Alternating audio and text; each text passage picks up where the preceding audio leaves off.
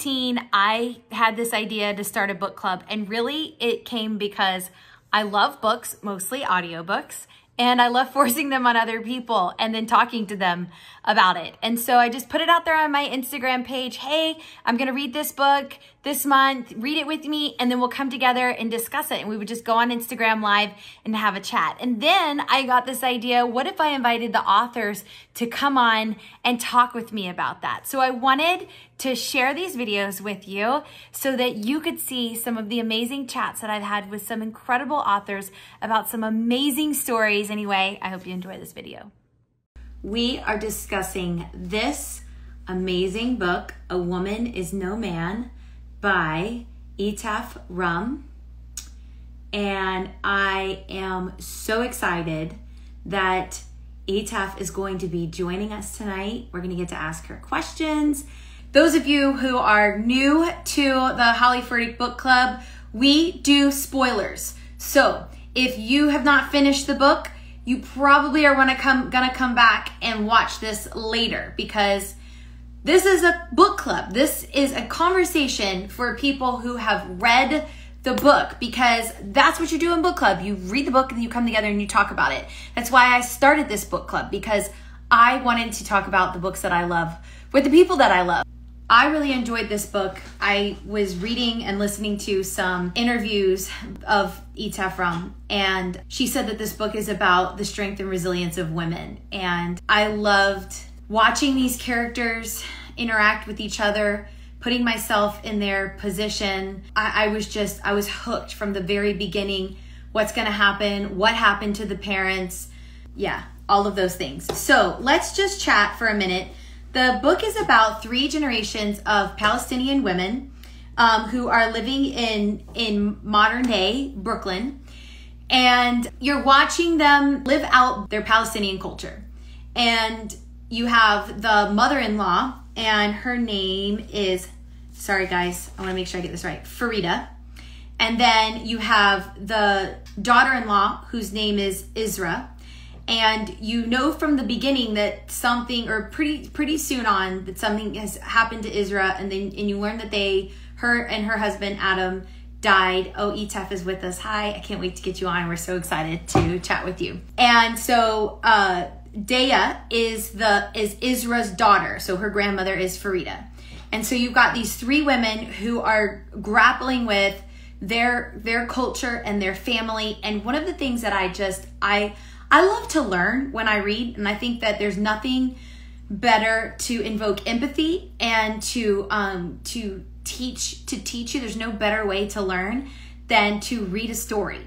And so I just love stories, and this was such a heartbreaking and beautiful story, and I think such a great picture into a world that, unless you live in that world and in that culture, it's very difficult to really know anything about it or what goes on inside of the Arab culture. And so I just absolutely loved this story. I think at the beginning, I felt very frustrated with Farida and some of the choices that she makes.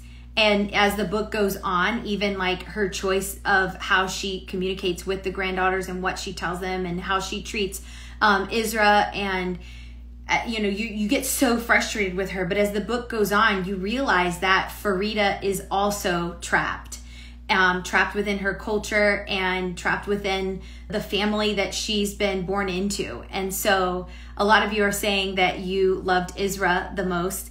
And Sarah and Dea, yes, you rooted for them. You're like, why? Like, you wanted Dea to get out so badly, and you wanted her to understand what actually went on, and you wanted to know what actually went on in the story. And it was such great character building. I think there's nothing better than an author who builds these characters, and you love them and you hate them and you cheer for them and you want them to get out and you feel sorry for them. Stace33 says, I felt sorry for Adam, who had to do it all, and it just ruined him in the end. So true. Like, he was so overwhelmed with being the oldest son and with trying to support his family.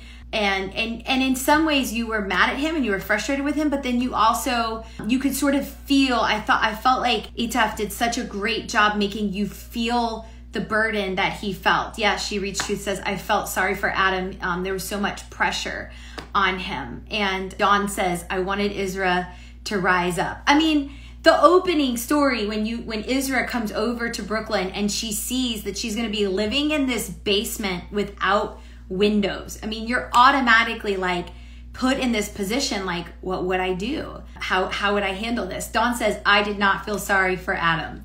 Somebody's saying he was the abuser and others go through that experience without abusing. That's a great point. I mean, I'm not in any way condoning his behavior, but I thought that Etaf did a really good job making you kind of sense the pressure that he was under. Jennifer says the culture was a character.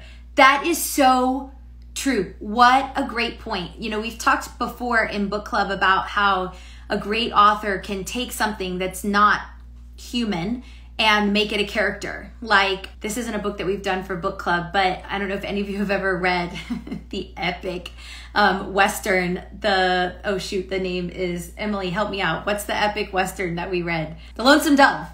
And how the horse and the pigs were like actual characters. I think that's so true, that their culture was a character. Somebody's saying Adam was a sad character. He was trapped like Isra. What else? Somebody else says, I felt sorry for him too. He didn't ask for that pressure to provide for his family for forever. Shan Gray, I felt sorry for him on one side, but then not at all. His parents definitely drove him to drink, which started the abuse. So interesting how within the culture, the men, there was so much more shame put on a woman, and a man's actions were just sort of overlooked with his drinking and obviously the way that they treated women.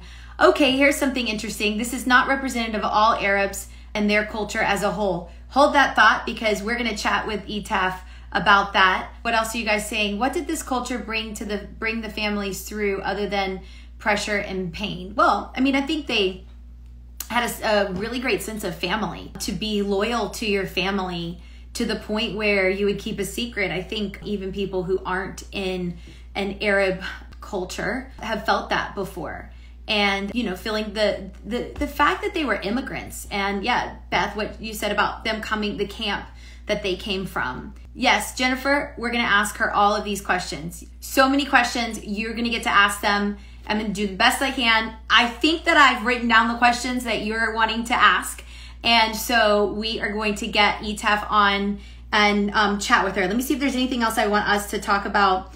I think for me personally, I also heard Etaf say this, so don't think that I'm like super smart. I made this connection all by myself, but it was interesting how their culture was so much about their family. Family was everything. Everything revolved around their family unit, as opposed to in more of an American culture, everything revolves around the individual, and the individual leaving your parents' home and becoming your own person and getting your education, and everything for them revolved around preserving the family unit. Ashley Tucker says, can we talk about how Israel was blamed for the 4 girls when the man is actually the one who determines the gender? This is coming from a mom of 4 girls. That's totally true and pretty unfair. Erica Lopez says, I thought it was interesting that their faith was more of their culture instead of the guiding force. It's totally different than having a relationship with God. Somebody else said, I think we're also reading the book through Western eyes and perspective, so it's easy to question Isra's inability to get out. That is such a great point. I mean, obviously we're reading it through our own culture and our own eyes, and we're like, yeah, why don't you just leave? But obviously it wasn't that easy, and she had no education. She didn't even know, I mean, as you see at the end of the book, she didn't even know how to ride on the subway. I mean, she was living in a basement and completely captive to what the men of the family decided they were going to do. Jen, somebody, Erickson, said they love this because they've lived in the Palestinian culture. This resonated with me because they could be so sheltered in their own culture that they were not reached by outside resources. So true. The pressure to have a boy, not allowing the women to breastfeed so they could get pregnant right away. I was like, oh my gosh, no. I just felt so bad for her. Somebody says, oh, hey, Christine Kane is on. She says the Greek culture is very similar. Somebody said, what book are we talking about? We are talking about A Woman is No Man by Etaf Rum. And if you have not read this book, you should probably get off and come back and watch this later because we are going to talk about the ending.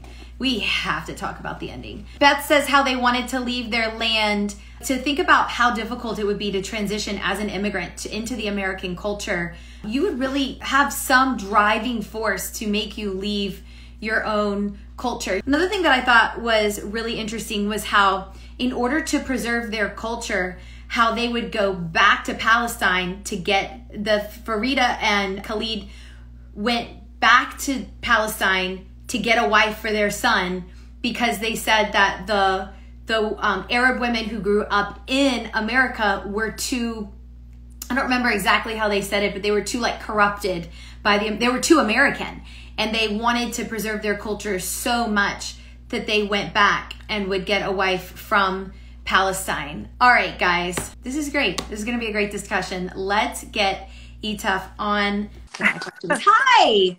Hi. Thank you so much for joining us tonight. Thank you for having me. Excited. Oh my gosh. We loved your book, and I can't tell you how many people, I was a little bit nervous when I picked the book because I try really hard not to pick books that make it on some of the big book club lists like Reese's Book Club and Jenna Bush Hager, just because I don't want, when I pick the book for everybody, like, oh, I read that book, I loved it. But I have to say that a lot of the people in our book club had never read the book before and kept telling me throughout the month, I love this book. I could not put this book down. And to me, that, like, every lover of fiction is waiting for the next page turner. And this was so well done. So first of all, thank you for joining us, and thank you for your story. It's so great. Thank you for having me, and thank you for everyone that's logged on. And I've been reading along the comments, and it's also exciting. And I'm just really honored to answer questions and clarify and be here. Good. Awesome. Okay. So give us a little bit of your background, because I know that bits and pieces that I have read, you have alluded to the fact that a lot of the story is autobiographical. So take us from maybe even like, what happened to you at age 19 and where you, from age 19 to sort of where you are now. Okay. Well, I was born in Brooklyn. My parents immigrated from Palestine to Brooklyn. And they gave birth to me and my brothers and sisters. I'm the oldest of 9. Wow. And at 19, I got married at 19. And I live in North Carolina now. I've been here since I have 2 kids. The story is based on an Arab family. So just to clarify, and I clarify this all the time, it is semi-autobiographical in the fact that I'm an Arab American woman, and that I am writing about an Arab family and about Arab culture, because I feel like Arab literature or Arab American literature is very underrepresented. But the story is not representative of all Arabs. It is not representative of Islam. It is strictly based on one Arab family and a very conservative Arab culture that this family practices. So I always like to start out with that, because I feel like people in contemporary fiction, we don't read Arab stories. Most of the stories that we read are white. And so once we read something that's different from anything we've read before, we automatically assume that this is how all Arabs are. Or if you read a Spanish or Hispanic story, this is how all Hispanic families are. You read a Greek story, this is how all Greek stories are. Because we don't have a lot of stories on the bookshelves to compare to that. Whereas when you read a story by a white woman or a white man, there's so many other stories out there by white women and white men that you don't automatically make that stereotype. You're like, oh, it's just a story. It's just a story. Like, oh, I can read American Psycho, but I don't think that all white men are serial killers. I'm okay. like, oh, that's just the story about a white serial killer. So I really want to make this clarification. I make it all the time, that this is a story based on truth, but it's a story of one family, a conservative family. And it's a story about women whose stories need to be told. Mm-hmm. Women whose shame is the center voice of their life. But I do not like people to use the story as a way to further stereotype and marginalize people. Of course. I'm so glad that you clarified that, but also that you gave us such a great peek into the Palestinian culture. Okay, so at 19, you were arranged marriage, and obviously 19, so not educated past high school. So take us through what happened next. Luckily my husband didn't care that I wanted to get educated, so I was in college for a year, and then I continued after I got married, even though I had a kid. I got pregnant like a few months in, but luckily I was able to stay in school, and I had 2 kids. And while I was writing the novel, like years later, so maybe my daughter was about 6 and my son was 4, and I was teaching, and I realized that I was teaching literature. I had English degree. I loved reading, so I went into English, and I was teaching at a community college. I was teaching a literature class, and I realized that a lot of the stories that I was reading, most of them were white stories, and that women like me, Arab women or Arab American women, their stories weren't being told or represented in literature, and that made me want to start writing. And so I started writing A Woman Is No Man. And so you were working, you were a mom, and you were writing. How'd you find time? What'd you have to do? What'd you have to give up? How easy did it come? I didn't have to. Well, after I wrote the story, I had to give up a lot of things in the process. But while I was writing, I didn't really have to give up anything at the time. I think that I was in a really bad place, and the book really just started out as a journal, and then it just evolved. In about a year's time, it went from a journal to a full manuscript. And I think it was more so because the story was already there. It wasn't something that I had to make up. After I wrote the novel, I realized that my life wasn't really aligned, and I wasn't living authentically. And I think writing it, as you can see in when you read the stories of Farida and Daya and Ezra and Sarah, I think I started seeing a lot of like truths in the way many women around the world live, not just Arab women, but many women in the US and Hispanic cultures and Greek cultures and immigrant cultures are really shamed and are not living according to their own authentic truths. They're living in a patriarchal society and are being abused in many different types of ways. So I think writing A Woman Is No Man helped me realize that I wasn't really living the life that I wanted to live. So I just got a divorce. So would you say that writing the book was therapeutic for you, or was difficult for you at times? Was it, did you find healing through the story by writing it and sharing it with others? Yeah, I did. I think it gave me a lot of perspective about certain patterns in, not just as, at the time, I was a mother and I was thinking about my mother. I was thinking about many, role models in my life, women that I know, stories that I know. And I was thinking, how did we get here as women in this culture? Or how did we get here as women in many cultures? And I think that writing this really allowed me to understand the patterns and the cycles of trauma that are passed down from generation to generation. And if it wasn't for me sitting down to think about these things, I think I would have continued to live my life on autopilot. It was definitely therapeutic and healing. When did you know the title? I didn't know it till like really late in the publishing process. We changed it twice. So it was eventually just a line in the novel that I think Farida says to Sarah that we just, we made the title, but it was 2 different titles before that. Well, I think the title is brilliant. Thank you. And I know that titling can be like, just the title is everything. The title is what makes a person say, I think I want to read that book. And I think you titled it brilliantly. Okay. Yeah.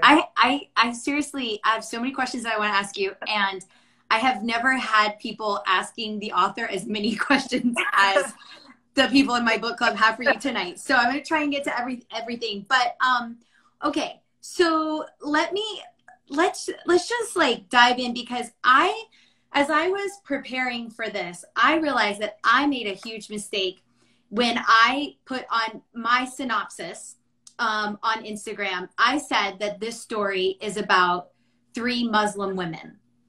And then as I was reading some of your interviews and watching some interviews, I started to clue into the fact that you never use the word Muslim. It's not on the back of the book. It's like, that's not how you describe these women. So tell me, because I already know the answer, but I want to hear you and share with our readers, like, what is the difference between you saying this is about 3 Muslim women and saying this is about 3 Arab women or 3 Palestinian women? Thank you for that question. I appreciate it. Because it is very important to me. And it's something that in the publishing world, which is a predominantly white world, I had to be very careful to make sure that that was clear, a clear distinction, not just in the writing of the novel, but also in the publishing of the novel, that this isn't a book about Islam. It's not an anti-Islam book. It's not trying to promote like Islamophobia. Because if you notice when you read the novel, I try to make a very clear distinction between Islam and Arab culture. The women in the novel are not devout Muslims. They might be Muslims by name, just like how we in America, not me particularly, but Americans in general are Christians by name. Right. But, 98% of them, party, do drugs, have sex before marriage, and all the things that are anti-Christian, but American culture and Christianity are not the same. So I make it clear that Arabic culture and Islam are not the same. Islam promotes equality, female rights. It's the most beautiful, peaceful religion. Arab culture, on the other hand, is a very patriarchal culture. It's rooted in female submission. And that's really what I wanted to talk about in the novel.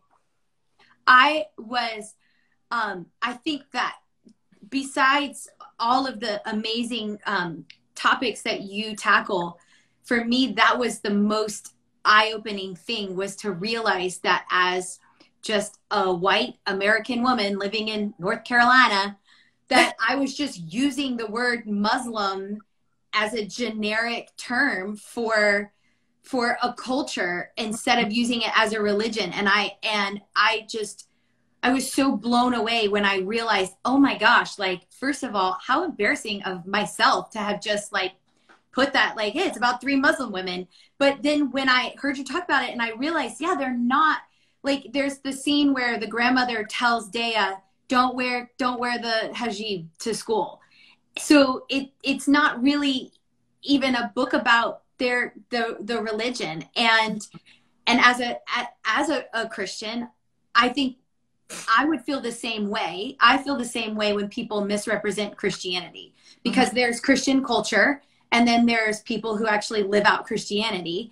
And so to see to realize how much I had just stereotyped this whole group of people was just so eye-opening. So thank you for that. And so you are speaking out a lot about the Palestinian culture. How much of it have you kept for yourself? What are the good things about the Arab culture that you still practice today, or that you still want to instill in your children? What have you kept? I've kept a lot, actually. It's actually really surprising to me how much I've kept now. Like, as a mom, well, in terms of language, I try my best to teach my kids the Arabic language, food, and hospitality. When people come over, the Arab culture is very food centered. So it's you love and you share and you give through, opening your home to others, cooking for them. Those are things that I've shared with my kids. Kindness to neighbors and strangers. That's something that is I think very Arab. So, and other things that I'm not really thinking about, but there's a lot of beautiful things about the Arab culture that, you know, music, poetry, stuff like that. The toxic things I don't pass down, but just the beautiful things, as with any culture. Right. What did you lose? Okay. First of all, I have to say, I'm an audiobook person. I would say 80-90% of the books that I read, I listen to on audio. And one of my biggest beefs with Audible is that they don't always include the afterword. And they don't always include like the little interviews with the author. And so I was reading. So for those of you who did Audible, go to a bookstore and pick up the book and read the end of the book, for all of you who love Audible books, because you give so much clarity and so much insight into your life. And you wrote this in an interview, or this is in the interview that's in the back of the book. And you said, this was before the book came out. You said, my book hasn't launched yet, so every night I wonder what's going to happen. I wonder who's going to say what. I wonder what my family will think. I wonder what Arabs at large will do. So now the book is out, and can you answer some of those questions? I forgot. When did I say this?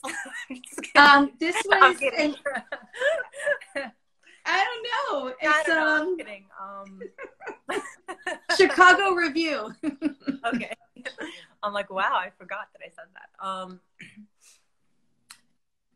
To be honest, I'm actually blown away by the overwhelmingly positive responses that I've gotten to A Woman Is No Man. I think that when I said that, that girl that said that was a scared little girl. You know, I was afraid. I didn't set out to write a novel. I didn't set out to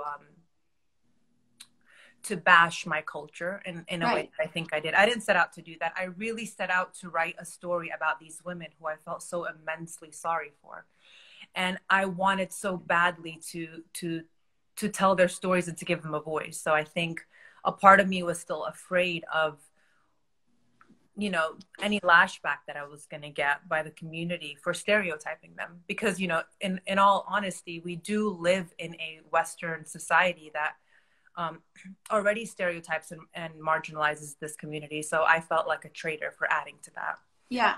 But, you know, after A Woman Is No Man got published, and I realized that there were, you know, I had to do my part in clarifying that this is not representative of all Arabs, right? That this represents the conservative Arabs, and is really literally a story about 3 women. Or 3 generations. It's one family. Right. But I think the feedback that I got from so many women and so many different cultures and communities, really commending me for, you know, sharing the story and seeing themselves in it, seeing their mothers in it, seeing their sisters in it,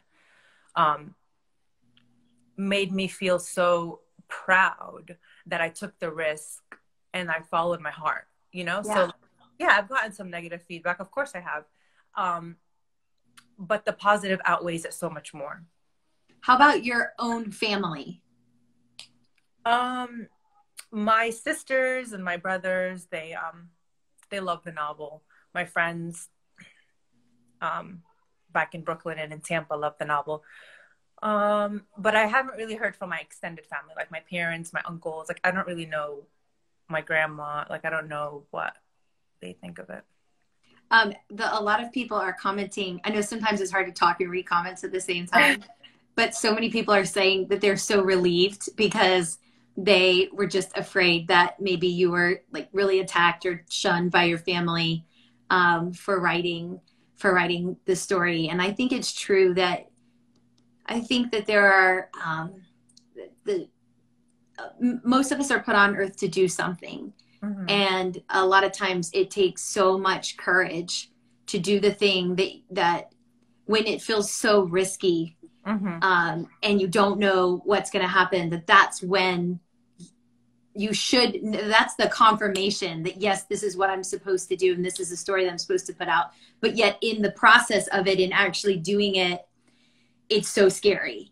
But yet your story has, you know, I think based on what you're saying too, that a lot of Arab women are so thankful that you had the courage to talk about a group of people who are really overlooked and misunderstood in so many ways. And so tell me, like, which character did you feel like you personally resonated with the most? Who were you the most? I've heard so many authors talk about just this a literal grief when you're finished writing the book, because you're so connected with these characters. Which character did you find yourself in the most or miss the most when you were done with the story? I think people really expect, I get this question a lot, people expect me to say Dea or Sarah.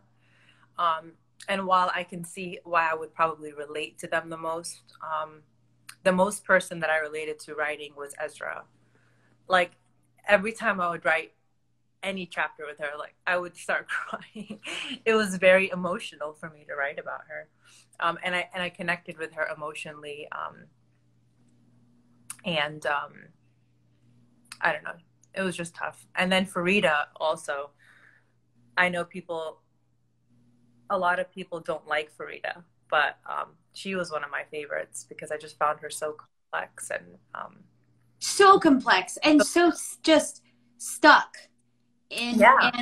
And yeah, I mean, it's so easy to judge what you would do, but you don't know what you would do if you were in that position. And Ezra just, even her, I was really touched by her, how she had to push through so much darkness and so much depression to be the mother that her girls needed her to be, and how there were days where she succeeded at it and there were days that she failed at it.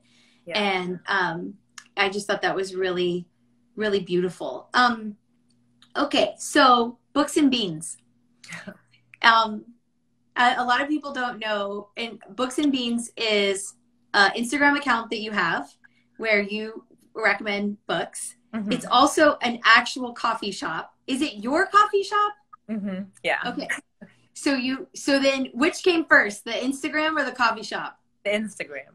Okay. And then the actual coffee shop, and then you just put it in the book.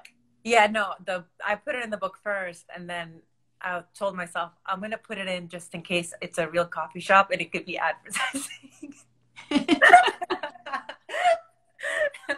No, I put it in because it was something that I created during my teaching career, and I created it because I love books, and I just thought it was fitting that Sarah would own the bookstore. And I was like, why not just, it was probably cheesy, but I'm like, why not just call the bookstore Books and Beans, since I had created this account just solely for like sharing the love of reading.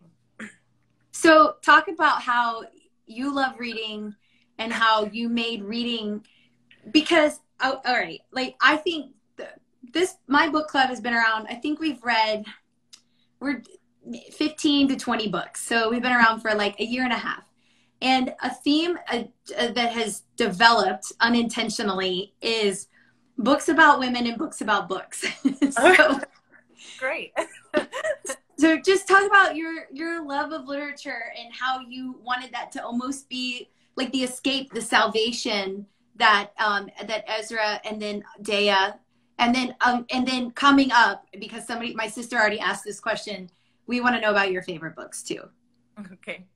Well, to answer your first question, I just think that books, to me, have like played a really huge part of opening my eyes to different cultures and different perspectives. And, growing up in a sheltered house, books were always my bridge to the outside world. And so, I never realized that books held such an important place in my life until I started writing, because I'd never wrote before. And so, like, when I was writing, I was like, how am I writing this? Like, I don't understand how it was almost as if like I've done it before, writing a novel. And I found all my characters loved to read, and it was their cure for how lonely they were. They were connecting to the world through other worlds in these stories. And I think it was so clear to me in the writing process of these characters that books have played such a large role in my own life and personal development, to the point that reading not only taught me about the outside world and allowed me to connect to people, but reading also taught me how to write. Yeah. You know, I wouldn't have been able to write that story had I not been taught by so many other stories since a very So I wanted my book, in a sense, to like be a love letter to all the books and to say thank you. Well, you accomplished that. So tell me, and I don't want to veer too much from the book, but I always love to ask our authors, what are some of your favorite books? Like, give me like a book or two that maybe like made you love reading, a book or two that if you could read again for the first time. Okay. A book or two that made me love reading, The Bell Jar by Sylvia Plath, and I Know Why the Cage Bird Sing by Maya Angelou. Matilda, when I was very, very young, I remember falling in love with like the idea of being a book nerd.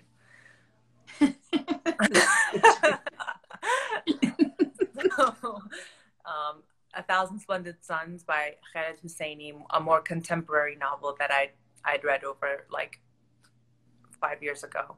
I think I read that one. Was that his first one? No, his second one. I think that book is just like he has 3, well 4. Okay. Count his children's book. The Kite Runner. That's the guy that wrote The Kite Runner? First one, yes. And then The Thousand Splendid Suns is my favorite of all his books. And I think that one, because it's about Afghani women and it's set in Afghanistan. And it does the same thing that A Woman Is No Man does. Except it's a beautiful, beautiful, beautiful book. So I'm not even putting A Woman Is No Man in the same bracket. But in terms of theme, it shows you how women could be so strong even when they're so weak. It's a beautiful book. All right, I'm going to read that one. I'm writing it down. All right, keep going. What am I reading now? Was that the question that you were asking? I said, what book would you read again for the first time? Oh, what book would I read? I would say that book, A Thousand Splendid Suns by Khaled Hosseini. That's the book I would read again for the first time.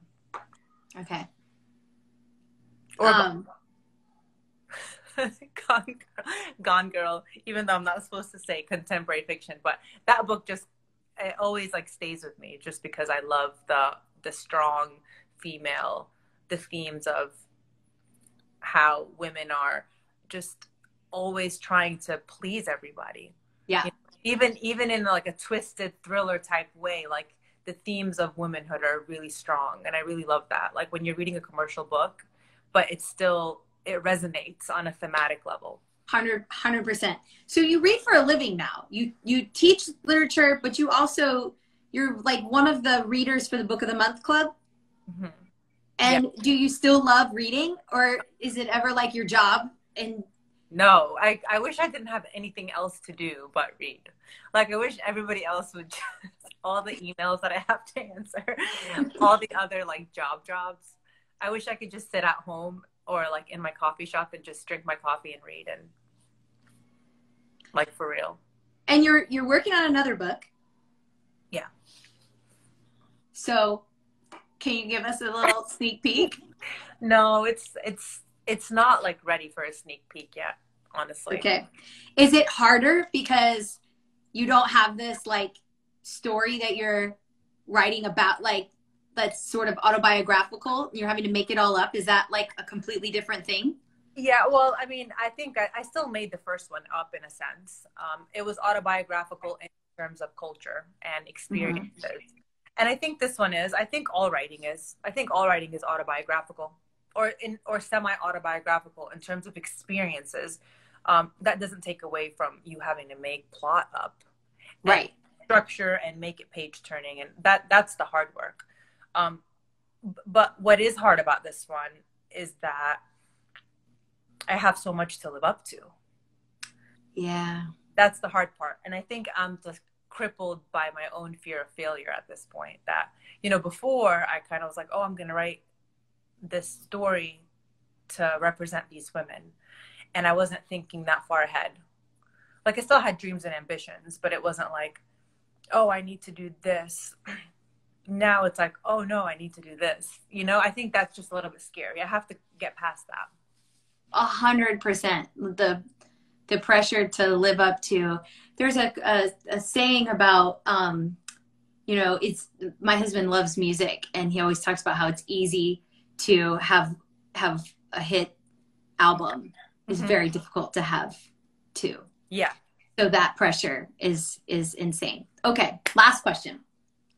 We need to talk about the ending of this book. Okay. So everybody's saying the ending, please.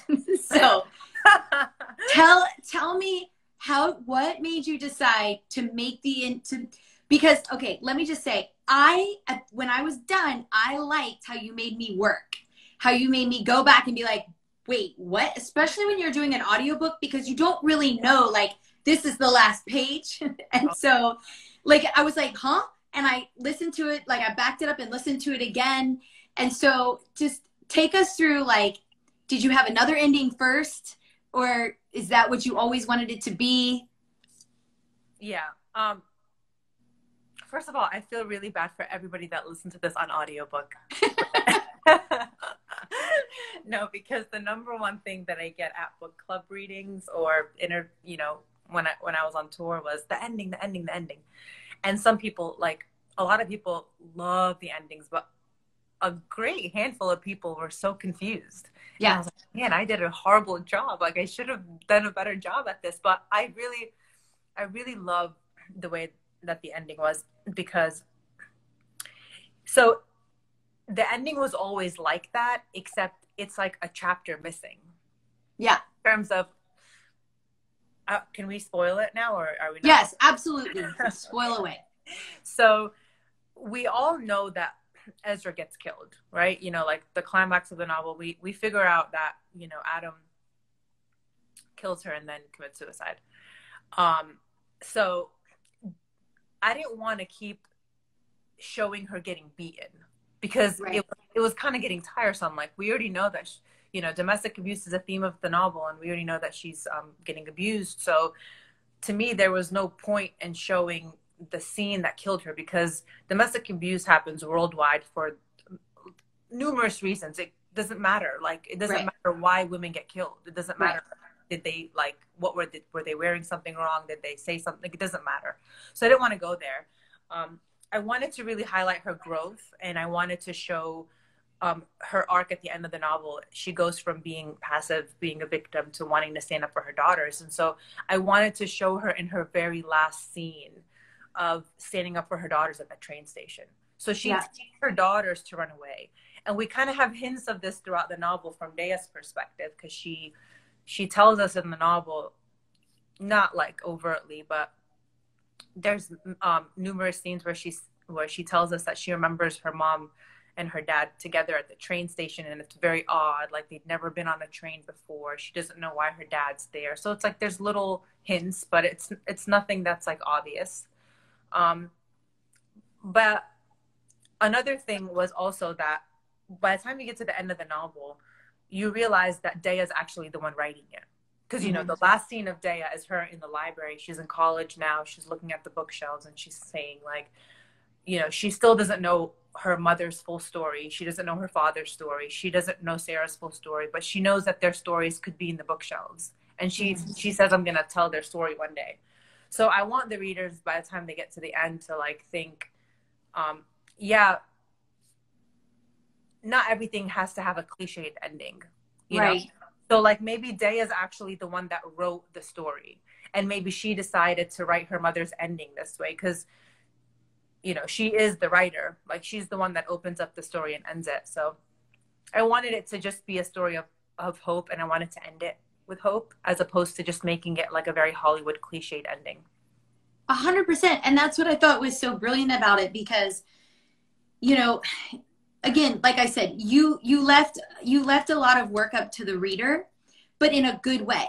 Because I always think, I'm thinking of a book that I read recently where I was like trucking 100% along, page turner with this book 3/4 of the book I absolutely loved. In the last quarter of the book, I was like, what the heck? Because like nobody died, nobody, you know, everybody's story got wrapped up perfectly. And it's like, as a reader, I want to kind of imagine what Daya's life was like if she, you know, or with Sarah. And I loved how you didn't, it wasn't gory. I just thought it was so perfect. And you left it up to us to piece it together, but then also to see that Ezra, at the end, she was fighting for her daughters.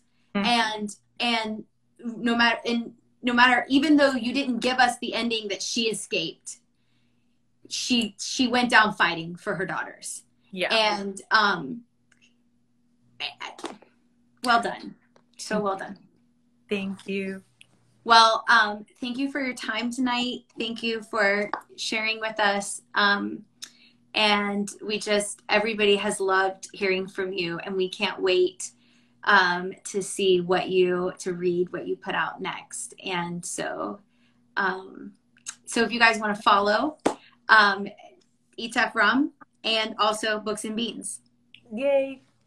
I really appreciate you. Thank you so much for having me, and thanks to everyone that logged in and the comments and the questions. It was just so refreshing. It was it's like a dream for me every time I get to interact or read comments from, you know, people. It just reminds me, it's just very humbling, and it reminds me how we're all so connected, and anything, just any story, any piece of work can really bring people together. So I'm just so thankful, and I'm thankful for you for sharing me with everyone. I appreciate you so much. Thank you. I hope we can meet in person one day soon. I hope so. Thank you so much, Holly. All right. Good night. Okay. Bye.